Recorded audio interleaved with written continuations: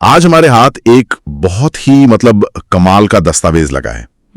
देखने में तो ये सिर्फ एक पुराना हाथ से लिखा हुआ पन्ना है, पर ये झारखंड की जो परंपरागत मुंडा शासन व्यवस्था है उसकी पूरी कहानी बताता है। बिल्कुल, इसको पढ़कर ऐसा लगता है जैसे हम किसी टाइम कैप्सूल को खोल रहे हो। हाँ, और ये सिर्फ एक लिस्ट नहीं है कि कौन क्या था, ये एक तरह से किसी समुदाय के सामाजिक डीएनए का ब्लूप्रिंट है। सही बात है। हर एक पद, हर एक जमीन का प्रकार, ये सब मिलकर एक ऐसी तस्वीर बनाते हैं जो दिखाती है कि एक समाज खुद को कैसे संगठित करता था और कैसे न्याय करता था, अपनी आध्यात्मिक जरूरतों का ख्याल कैसे रखता था। बिल्कुल। तो आज हमारा मिशन सिर्फ इस दस्तावेज को पढ़ना नहीं बल्कि इसे डिकोड करना है। हम ये समझने की कोशिश करेंगे कि व्यवस्था इतनी अनूठी क्यों थी और क्या आज के समय में भी हम इससे कुछ सीख सकते हैं। तो चलिए शुरू करते हैं उस जगह से जहां ये सब कुछ होता था, अखड़ा। आयत की जगह नहीं बल्कि गांव का सांस्कृतिक केंद्र भी था। और यहीं से इस व्यवस्था की खासियत शुरू हो जाती है ना। बिल्कुल।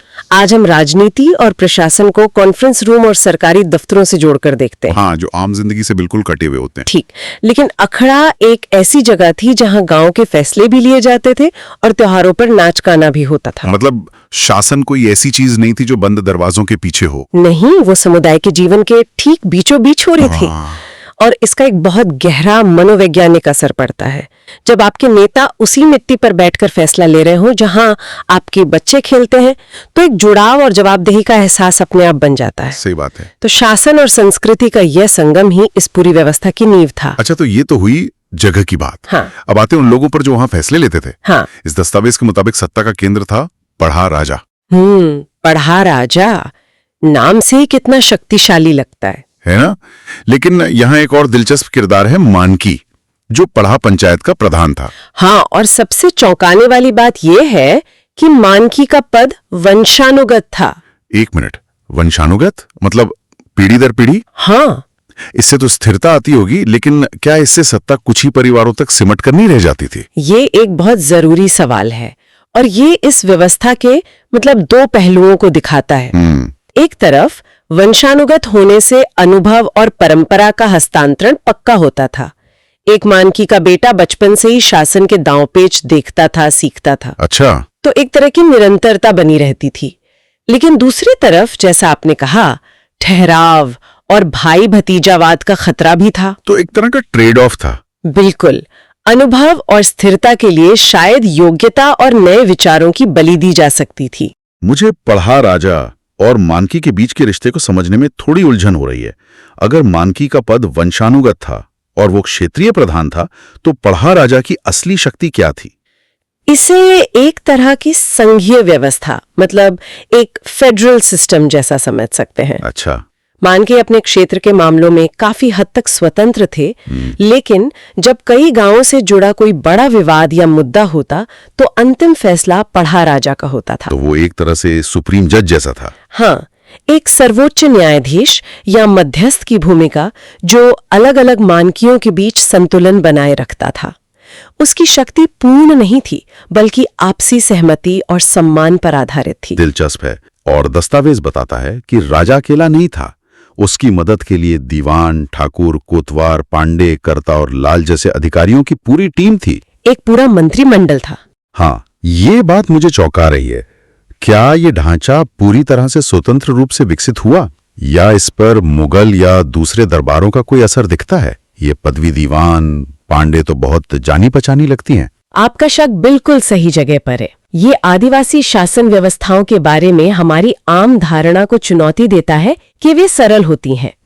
यहाँ हमें एक जटिल, स्तरित नौकरशाही दिख रही है। ये मुमकिन है कि समय के साथ जब इन समुदायों का संपर्क आसपास के राजशाही राज्यों से हुआ, तो उन्होंने कुछ प्रशासनिक संरचनाओं को अपनी जरूरतों के हिसाब से अपना लिया हो। तो ये नकल नहीं थी, एक तरह का अनुकूलन था। ठीक यही।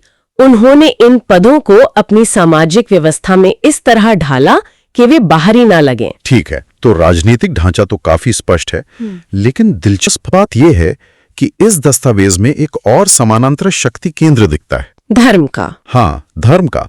गांव का धार्मिक प्रधान पाहन कहलाता था। समानांतर शक्ति केंद्र, ये बिल्कुल सही शब्द है। पाहन का काम पूजा पाठ और बलि के जरिए गांव की आध्यात्मिक सलामती को पक्का करना था। वो एक पुल की तरह था गांव और देवी देवताओं के बीच। बिल्कुल। और यहाँ व्यवस्था की बुद्धिमानी फिर से दिखती है। जिस तरह पाहन को उसके काम का मुआवजा दिया जाता था। हाँ, उसे कोई तनख्वाह नहीं मिलती थी, बल्कि लगान मुक्त जमीन दी जाती थी, जिसे डाली कटारी भूमि कहते थे। नाम ही कितना प्रतीकात्मक है ना। डाली शायद पूजा की सामग्री का प्रतीक है और कटारी बलि के औजार का। तो ये सिर्फ जमीन का टुकड़ा नहीं था? नहीं, ये पाहन के पद की स्वतंत्रता की गारंटी थी। इस जमीन से जो भी आय होती उससे वो अपना घर चला सकता था। उसे किसी के दबाव में आने की जरूरत नहीं थी। मतलब आर्थिक रूप से आत्मनिर्भर। हाँ, ताकि वो निडर होकर अपने धार्मिक कर्तव्यों को पूरा कर सके। ये धर्म और राज्य को अलग रखने का उनका अपना तरीका था। और पाहन भी अकेले काम नहीं करता था, उसके सहायक थे महातो और पुजार। हाँ, महतो की भूमिका तो दोहरी लगती है, पाहन का सहायक भी और गांव का संदेशवाहक भी। उस दौर में महतो कितना जरूरी रहा होगा। आप सोचिए, वो गांव का कम्युनिकेशन नेटवर्क था। पंचायत का फैसला हो या किसी त्योहार की सूचना, महतो ही उसे घर घर तक पहुंचाता था।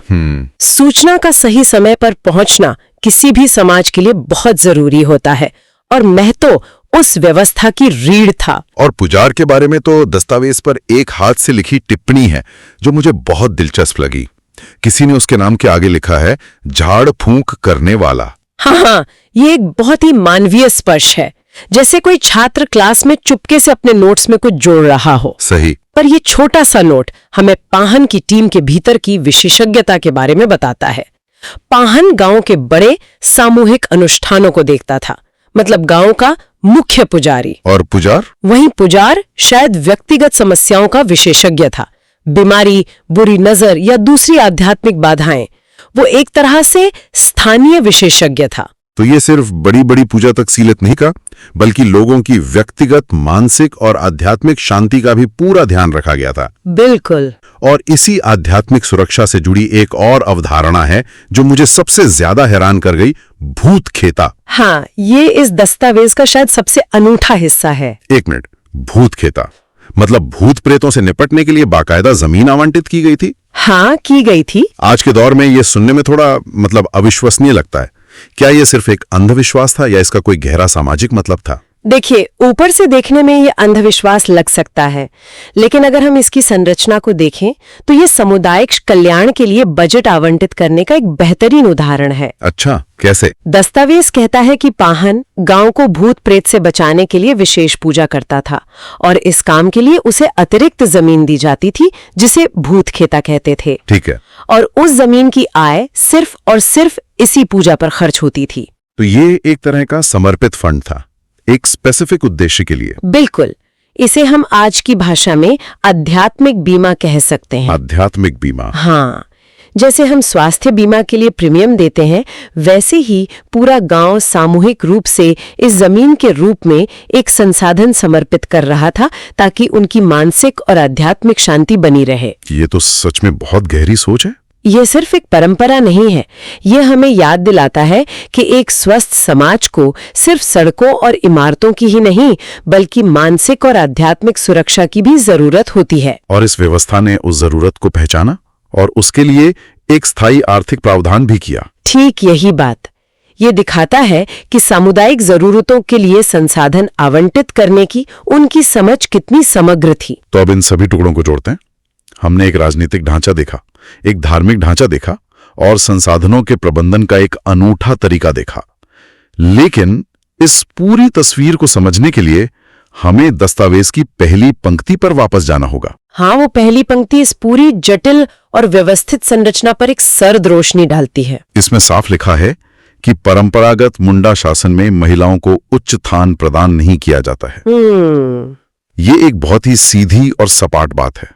और ये उस बातचीत की पुष्टि करती है जो हमने पहले की थी, जब हमने राजनीतिक और धार्मिक पदों की सूची देखी, पढ़ा राजा, मानकी, पाहन, उनमें कहीं भी महिलाओं के लिए कोई जगह नहीं थी। तो ये पंक्ति उस अवलोकन पर मुहर लगाती है। हाँ, कि ये एक पितृसत्तात्मक ढांचा था जहां निर्णय लेने की शक्ति पुरुषों के हाथों में केंद्रित थी। तो इसका मतलब ये हुआ कि इतनी सुव्यवस्थित और दूरदर्शी व्यवस्था होने के बावजूद ये समाज के आधे हिस्से को सत्ता के ढांचे से बाहर रखती थी। इस स्रोत के अनुसार ऐसा ही लगता है। यह कहना कि उन्हें उच्च स्थान नहीं दिया जाता था, इसका सीधा मतलब शासन और औपचारिक निर्णय लेने की प्रक्रिया से है। यह उस समय के सामाजिक मानदंडों को दर्शाता है और यह समझना जरूरी है कि यह उस व्यवस्था का एक अभिन्न अंग था, न कि कोई अपवाद। ठीक है, तो आज हमने देखा कि मुंडा शासन व्यवस्था सिर्फ कुछ कबायली नियमों का समूह नहीं थी, बल्कि एक बहुस्तरीय और जटिल प्रणाली थी। हाँ, एक तरफ राजनीतिक संरचना थी जिसका नेतृत्व पढ़ा राजा और मानकी कर रहे थे, और दूसरी तरफ एक समानांतर धार्मिक संरचना जिसे पाहन और उसकी टीम चला रही थी। और ये दोनों संरचनाएं हवा में नहीं थी, बल्कि डाली कटारी और भूत खेता जैसी भूमि अनुदान प्रणालियों के जरिए जमीन से जुड़ी हुई थी। सही, ये दिखाता है कि भूमि उनके लिए सिर्फ खेती या राजस्व का स्रोत नहीं था। बिल्कुल नहीं, ये सामाजिक और आध्यात्मिक व्यवस्था को बनाए रखने का एक औजार थी।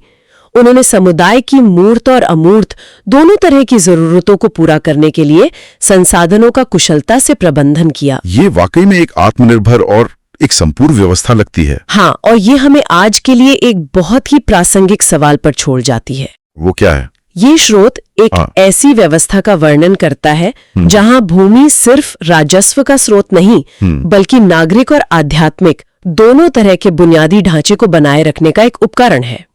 भूत खेता जैसी अवधारणा दिखाती है कि समुदाय की अमूर्त जरूरतों जैसे मानसिक और आध्यात्मिक शांति को भी उतना ही महत्व दिया जाता था जितना मूर्त जरूरतों को। एक बहुत गहरा विचार है। तो सोचने वाली बात यह है, आज की आधुनिक शासन प्रणालियां जो अक्सर सकल घरेलू उत्पाद मतलब जीडीपी और भौतिक विकास के जुनून में रहती हैं, वे सामुदायिक कल्याण के बारे में क्या अलग सोच सकती हैं अगर वे भी लोगों की मूर्त और अमूर्त जरूरतों को इतने समग्र रूप से देखें? क्या आज के समाज में भी मानसिक शांति या सामुदायिक जुड़ाव के लिए संसाधनों को औपचारिक रूप से समर्पित करने की कोई जगह हो सकती है, ठीक उसी तरह जैसे मुंडा समाज ने भूत खेता के लिए की थी?